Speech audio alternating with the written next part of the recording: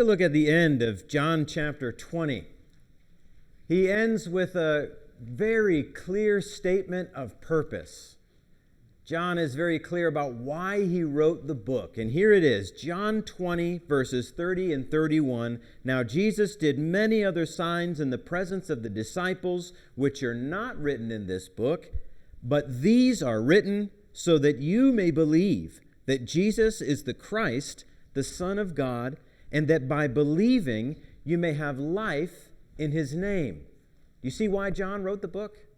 He wrote it for you, so that you would read it, and that by reading these things you would be convinced of who Jesus is, and in that conviction and in that faith that you would receive eternal life through Jesus. What a great ending. It seems like a very fitting conclusion, and yet, as you can see, the book goes on. John, under the inspiration of the Spirit, records an epilogue. And this is not just some afterthought, right? This is a necessary ending. Now, if John 20, what we studied this morning, proclaims he is risen, John 21 asks, now what? What does following Jesus look like in a post-resurrection world? And how can disciples who have failed Jesus in the past move past those failures? Well, the epilogue answers those questions, and it paints three portraits of the risen Jesus that can encourage us today. Let's look at those together. The first one is in the first 14 verses. The risen Jesus is the gracious host who supplies our need. The risen Jesus is the gracious host who supplies our need. Again, look back at those verses with me. We won't read them all again, but I do want you to be scanning your Bible with me here.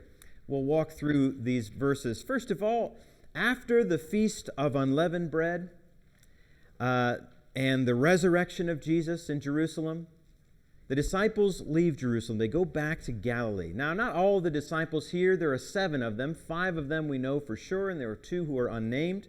But you got 7 disciples, and what do when they go back to Galilee? Well, they go fishing.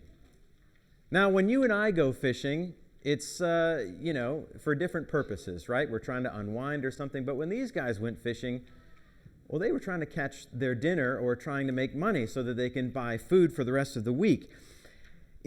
This is just pause and appreciate that, right? Try to imagine what these guys just went through over the last couple of days, over the past week. This roller coaster of emotions. Here is this leader, Jesus, whom they have attached all of their hopes in being the Messiah, and then it all seems to have fallen apart. They went from the pit of pain and confusion and despair at seeing him beaten and crucified and buried. They thought all was lost. Then they visit the empty tomb, and then they hear Mary's report, and then they see him alive twice. And after all that, well, life goes on. You got to go back to work, right? Imagine that. Imagine seeing all of that, and then you've got to go get in your car and commute and go back to work. Now, sometimes, even when you're on top of the world, you still have to eat. Life goes on. So the disciples go fishing, and they spend all night there on the lake, and they got nothing to show for it. And as they're rowing ashore in the early morning, there's a figure there on the distant shore about 100 yards away, and he calls out to them, and he asks them if they've caught anything. You know how you do with fishermen as you're walking by. Have you caught anything? And they can't quite make out the figure, and they answer no. And then this mystery man tells them with utter confidence, cast your net on the right side of the boat, and you will find some fish. My question is, why did they listen to him? They are the fishermen, right? At least 4 of these guys were expert fishermen. Now, I can't say this for sure, but I have a sneaking suspicion that they may have remembered something that happened like this before in Luke chapter 5. And so they obey this mystery man's words. And as they throw that net in there, they're having trouble hauling this net onto the boat. They catch so many fish, they can't even pull the net onto the boat. And it's so heavy, and then it all clicks in John's mind. John, he responds with characteristic perception. He turns to Simon Peter and says, "It is the Lord." And then Peter responds with characteristic zeal. First, he makes himself decent, and then he jumps into the sea, and he starts swimming ashore, and he leaves the others to struggle with the net of fish in the boat. And then when they finally come ashore, they find Jesus has already started a fire. He's set the table, and he's got the appetizers cooking on the fire. Before his glorification, Jesus washed the feet of the disciples, didn't he? But even now, as his risen Lord, he's still serving them, isn't he? I want you to imagine that. Jesus cooking you breakfast. After Peter hauls this net ashore, the number of fish is astounding, and so they have someone count them. Maybe it was Matthew, and he says there's 153 fish here. Now, commentators will try to determine some significance in that number, and that could, be the case. But maybe the significance just lies in the sheer quantity of fish. Maybe it was just so amazing they thought, wow, I wonder how many there are. And sure enough, there's 153, and they're all large fish. Isn't this just an odd story? You ask, why is it here? Jesus had just won a cosmic victory over evil, over sin, over death itself. Doesn't he have better things to do than serve breakfast to his disciples? And yet we see the risen Jesus here as the gracious host who supplies the disciples' need. I would say that hasn't changed. No, Jesus is not going to cook us breakfast. But even in his exaltation, he has not lost his compassion. Even now, seated at the right hand of God in the heavenly places, far above all rule and authority and power and dominion, and above every name that is named, not only in this age, but also in the age to come, Jesus remembers your hunger. He knows your weaknesses, and he understands your needs. That's the Savior that we serve. Now, there's certainly more to it than that, but there's not less than that. I know there's a lot of information to throw at you, but you might recall that earlier catch of fish in Luke chapter 5 that happened at the beginning of Jesus' ministry. At the same place on the Sea of Galilee, very, very similar. There they are fishing all night. They don't catch anything. And then Jesus tells them to cast their nets into the shallow waters during the day, the wrong part of the water, the wrong part of the day, and yet they have this abundant catch of fish. There were so many in Luke chapter 5 that the nets were actually breaking and the boats were sinking. But in this case, they have 153 fish, large fish, and the nets are not torn, and the boats are not sinking. Very, very similar. Peter's reaction in Luke chapter 5, after this catch of fish, he hides from Jesus in fear, recognizing how holy Jesus is, and he's overwhelmed by his own sin and moral corruption. But here, what does Peter do?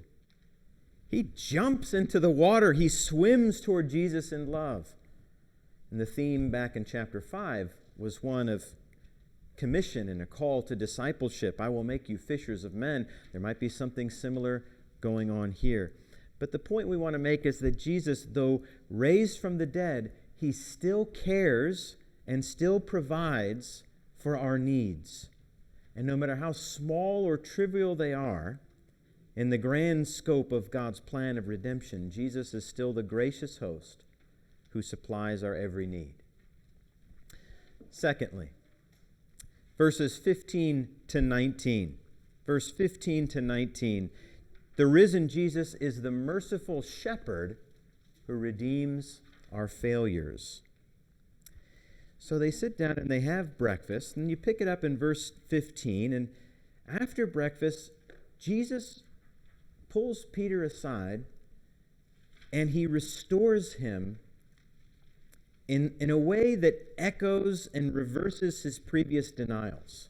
Notice some of the similarities between what happens in chapter 13, when Peter said he wouldn't deny the Lord, and chapter 18, when he did deny the Lord, and what we see happening in chapter 21.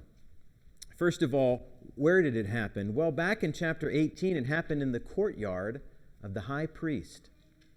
And Peter was threatened. He was surrounded by unbelievers. But there was a charcoal fire that was burning in chapter 18. You remember that? And it happened at night. Well, here it's not in the courtyard of the high priest surrounded by enemies, but here it's on the shore of Galilee during the day surrounded by friends, but there's a charcoal fire burning there. You say, who cares? Well, maybe that's nothing, but that's the only time that Greek word appears again in the whole Bible. 2 times, 18 and 21. So it's some callback to what happened in chapter 18. And then you have this threefold exchange between Peter and Jesus. Back in chapter 18, Peter denied Jesus 3 times in fulfillment of Jesus' prophecy.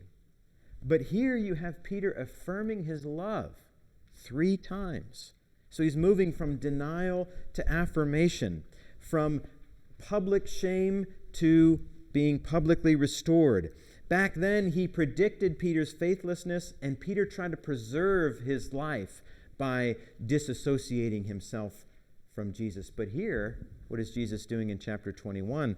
Jesus predicts Peter's faithfulness. He says, you're going to give your life for me. And Peter would lay down his life for the sake of Jesus. Jesus, let's break this down a little bit and look at his initial question in verse 15. He initially asked, Simon, son of John, do you love me more than these? And you say, well, more than what? Well, there's a couple of different options there. I think the best one is, do you love me more than these other disciples love me? I think he's asking that because Peter, if you remember, had elevated himself on several occasions above the other disciples. He had boasted in Mark 14 and verse 29, even though they all fall away, I will not. He said in John chapter 13, I will lay down my life for you, not we will lay down our lives for you. So it's as if Jesus, after his failure, comes back to Peter and says, hey, Peter, do you still claim a greater loyalty and greater love and devotion than these other people? He's not trying to humiliate Peter, but he is trying to humble him. And he strips away the pride of comparison and that overconfidence in the flesh that Peter and that you and I sometimes are guilty of. And look at Peter's answer. He no longer claims any superiority over the others. He doesn't say, yes, I love you more than John, or I love you more than Thomas, or I love you more than Nathaniel. He simply appeals to Christ's omniscience. Yes, Lord, you know that I love you. He's inviting Jesus to look into his heart and see that, yes, Lord, you can see that I do love you. I'm not going to compare my love to anyone else, but I do love you. Do you see that in my heart? It's an imperfect love, but it's there. It's there, and that's all Jesus is looking for, the presence of love in the heart, not the perfection of it, because that's what's going to carry Peter forward into his ministry. So there's a humbling question. There's a public restoration happening here. Because Peter had failed in front of the disciples, Jesus has to restore him in front of the disciples. Peter, remember, he not only needs Jesus' forgiveness here, he needs the apostles to witness that he's being forgiven. Because his boasts in chapter 13 and his denials in chapter 18 were public, they needed to be rectified publicly. So Jesus is very careful to reinstate Peter before the others, especially to John, because you remember in chapter 18, John was the only one who saw Peter deny the Lord. It was John who could open the gate and get Peter into the courtyard of the high priest. It was John who heard and saw Peter deny the Lord 3 times, disown Jesus. The same Jesus who healed Peter's mother-in-law. The same Jesus whom Peter saw transfigured on the mountain. The same Jesus who washed Peter's feet. Think about this from Peter's perspective. He had failed so spectacularly. How could he ever face John again? How could he ever look John in the eye again? Well, here's our answer. Jesus asked Peter the same question 3 times. Do you love me? And Peter gives the same answer 3 times, as if to reverse his 3 previous denials. Now, there's some significance to 3, right? Say something 3 times, holy, holy, holy. It signifies completion, totality, but they would also serve as a reminder to Peter of that night of his denials, especially with the smell of that charcoal fire burning. But who is it that's asking the question now? It's the risen Jesus, isn't it? It's the Jesus who had already gone to the cross to bear all of Peter's guilt, all of Peter's failure, all of his disgrace, all of his humiliation, all of his sin, and all of yours and mine too. Therefore, the risen Jesus is the merciful shepherd who redeems our failure. And there is redemption here. Look at this commission. I think this is the most remarkable thing about this exchange. By way of forgiving Peter, Jesus gives Peter a job to do. He doesn't just tell Peter, all right, then you said you're sorry, or I see that you're sorry, you're forgiven. When Peter professes his love, Jesus doesn't say, I forgive you. He gives him an opportunity to show that love, doesn't he? Feed my sheep then, Peter, if you love me. Tend my lambs. Feed my sheep. Here's Jesus, the good shepherd, who lays down his life for his sheep, and he's entrusting Peter to care for his people, just like Jesus did. If you're in John 20, would you follow me over to Peter's first epistle, 1 Peter? You'd be hard-pressed to find a more encouraging book than 1 Peter. Peter is older now as he's writing this, and he's writing to Christians who are suffering for their faith, and he has so many helpful things to say to them, to give perspective and meaning to their suffering, and to encourage them to keep moving forward. Here's Peter the shepherd, so compassionate, so patient, so wise. And then in chapter 5, look at the first couple of verses at chapter 5. Peter says, so I exhort the elders among you as a fellow elder and a witness of the sufferings of Christ, as well as a partaker in the glory that is going to be revealed, shepherd the flock of God that is among you, exercising oversight, not under compulsion, but willingly, as God would have you, not for shameful gain, but eagerly, not domineering over those in your charge, but being examples to the flock. And when the chief shepherd appears, you will receive the unfading crown of glory. You see how Peter had been busy all of those years tending to the flock of Jesus, protecting those Christians, making sure that they were fed and being nourished, standing up for them, helping them to grow. And now he's encouraging other shepherds to do the same. Going through that awful trial of his failure and the shame and the guilt that he felt because of it, and then receiving all of this grace and this mercy from Jesus, don't you think that prepared Peter to be a better leader? To be a lot more patient with people, and to be humble, and to love them even more, and to be a good shepherd himself? And that's the beauty of forgiveness, brothers and sisters. That even your failures, once they are forgiven in Jesus, aren't wasted. Jesus has an ability to take your past failures and redeem them so that, being forgiven, those things can help you to actually serve Him and others better. This always reminds me of this Japanese practice of kintsugi, when you repair broken pottery with this lacquer that's mixed with powdered gold or silver or platinum, and it beautifies the flaws and incorporates them into the final design. Maybe it was an heirloom of the family, and it was a very important vessel, but you had grandkids over or something, and it got knocked off the mantelpiece. Well, Japanese families might pay someone to join it up with this gold mixed with lacquer. And these veins of precious metal running through record the object's history and make it even more meaningful. And it's just like our lives, the brokenness of our lives in these fragile vessels that we are. All of those fractures that are brought on by sin, they're hideous, they're so ugly, and we hate them. And yet, when we come to Jesus and He forgives us of those things, those unsightly flaws, those failures that are forgiven, He's able to redeem them in the mended vessel.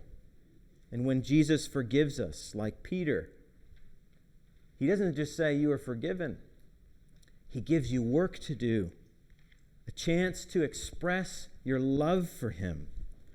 That's part of your redemption, is to show your love for Jesus and how you serve other people.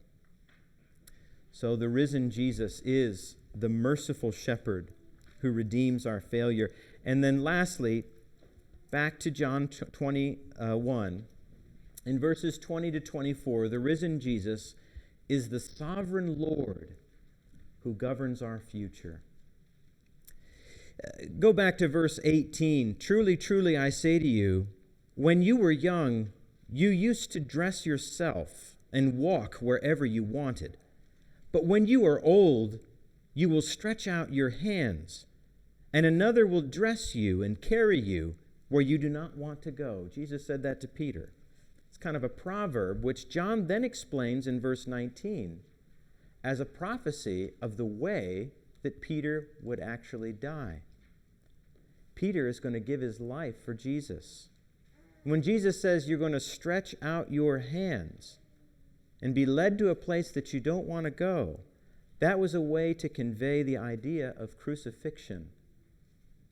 Now, the Bible doesn't record Peter's death, but we have some other extra biblical accounts that some of them are suspect, but they all affirm that Peter did, in fact, lay down his life for Jesus.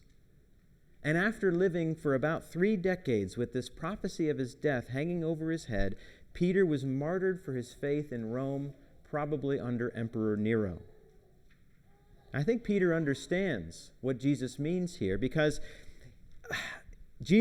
first of all, Jesus then invites Peter to follow him. See that at the end of verse 19, which is probably more than just an invitation to go on a stroll down the beach, but that's exactly what they do. They begin to walk, and Jesus and Peter then go for this walk. John is very close behind. Verse 20, he's within earshot.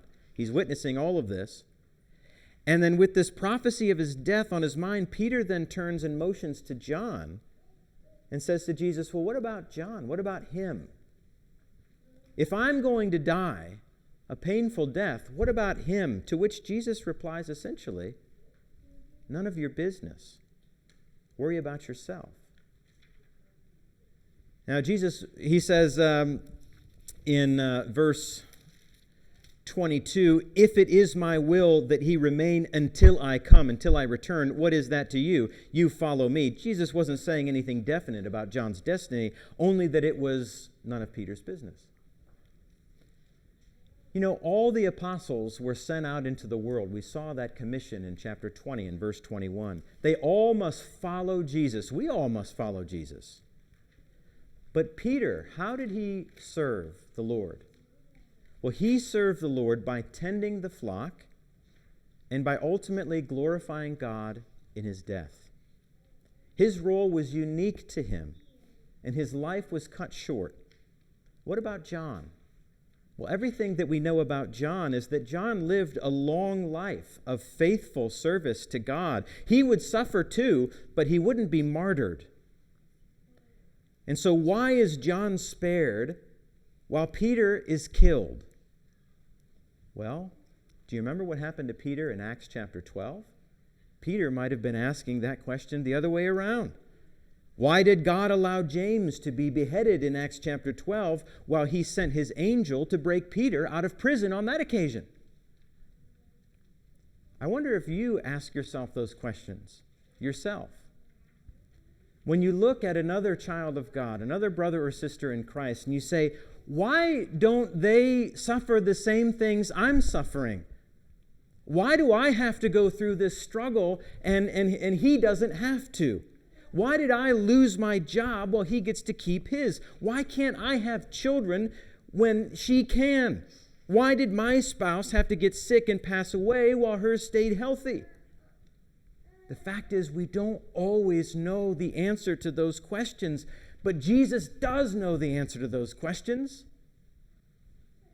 And he says, what is that to you? You follow me. That should be our primary concern. Not trying to get into the mind of God and discern something that he hasn't revealed to us, but looking inside my own life, say, okay, this is my situation, this is my lot in life, this is the hand that God gave me. How am I going to follow him in my life? How am I going to show my love and faithfulness to him in my situation, instead of comparing my situation to someone else's? And I think there's a great freedom there. And there's a great comfort in knowing that the risen Jesus is the sovereign Lord who governs our future, whatever it holds. Well, John ends by emphasizing the limitless magnitude of all that Jesus has accomplished. Now, there are also many other things that Jesus did. Were every one of them to be written, I suppose that the world itself could not contain the books that would be written. But for our purposes this morning, just recognize these three things about your Lord. Because the risen Jesus is your gracious host, he can supply every need. Are you going to him and asking him to supply those needs, no matter how small or how trivial they might seem in the grand scope of God's design? He still cares for you, and he still provides for you. And because the risen Jesus is our merciful shepherd, he can redeem our past failures. No matter how far you've fallen, he can restore you to faithful service and give you another chance to show your love for him. And because the risen Jesus is our sovereign Lord, he can govern our unknown future. No matter how uncertain it is, he's still in control. I hope that we can all leave believing that Jesus is the Christ, the Son of God, that he died for us, and that he's raised from the dead, and that he wants each and every one of us to get closer to him. If you have not become a Christian yet, I encourage you to become a Christian right now so that you can receive these gifts that he wants to give you. If you need the prayers of the congregation, now's a great time to let your need be known as we stand up and sing together.